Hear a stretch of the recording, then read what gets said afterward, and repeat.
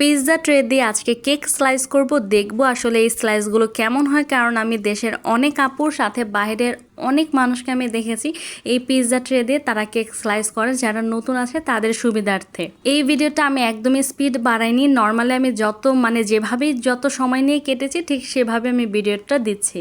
আমি এটা জীবনে ট্রাই করিনি, তো এটাই আমার কাছে প্রথম। আমি দেখতে চাচ্ছিলাম যে আসলে এটার সিস্টেমটা কি। এই যে আমি সাইড দিয়ে বসিয়ে নিয়েছি।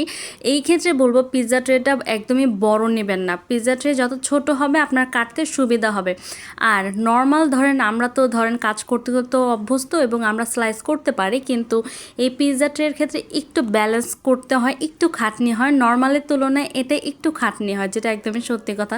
কারণ আপনাকে পিৎজা ট্রেটা ব্যালেন্স করতে হবে, কেকটাও ব্যালেন্স করতে হবে, আবার ছুরিটা সামনে পিছনে নিতে হবে, আবার সাথে পিৎজা ট্রেও রয়েছে, এটারও একটা মাপ রয়েছে।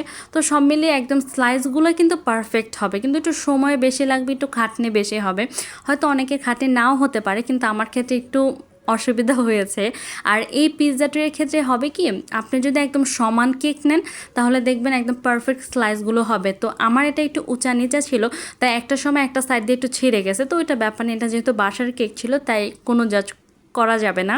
কিন্তু যারা নতুন তারা অবশ্যই এই টিপসে করতে পারে। অনেকের ক্ষেত্রে সমান হয় না, অনেকে করতে পারে না, তাদেরকে বলবো আপনারা কিন্তু অবশ্যই এটা দিয়ে করতে পারেন। একটু খাটনি হবে, একটু সময় লাগবে, কিন্তু আপনারা করতে পারবেন। স্লাইসগুলো একদম সমান হবে এবং দেখতেও ভালো লাগবে। কারণ কেক যদি বাঁকা তেরা হয় বা উঁচা নিচা হয় তখন একটু সমস্যা, কিন্তু এটা দিয়ে আপনি কাটতে পারবেন ভালো। আর আমি কেটেছি, দেখেন আমার 3টে স্লাইস ভালো হয়েছে। ওই যে উঁচা নিচে হওয়ার কারণেই উপরে যে স্লাইসটা ওইটা কিন্তু এক সাইড দিয়ে একটু ভেঙে গিয়েছে। এছাড়া আপনি করতে পারবেন, করতে সমস্যা না, আমি না বলছি না, কিন্তু একটু খাটনি আমার কাছে একটু বেশি খাটনি লেগেছে। কারণ পিৎজা ট্রেটাকে ব্যালেন্স করা, তারপর কেকটাকেও ব্যালেন্স করা, বা ছুরিটা নিয়ে পিৎজা ট্রের উপর বসিয়ে এদিক ওদিক নেওয়া। এই ক্ষেত্রে পিৎজা ট্রে একদমই বড় নেওয়া যাবে না, যত আপনি ছোট নিতে পারেন। কারণ বড় নিলে আপনার ছুরিটা বসবে না, তখন আরেক ঝামেলা হয়ে যাবে। তাই ছোট নেবেন যেন পিৎজা ট্রের দুই সাইড দিয়ে আপনার ছুরিটা যায়।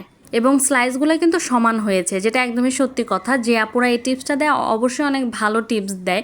এটা আসলে স্লাইস সমান হয়, সকল কিছুই সমান হয়। আমার ক্ষেত্রে একটু খাটনি, একটু ঝামেলা মনে হয়েছে, যেহেতু নর্মালি আমি স্লাইস করে অভ্যস্ত। বাট আপনারা যারা নতুন আছেন তারা অবশ্যই ট্রাই করে দেখতে পারেন, খারাপ হবে না।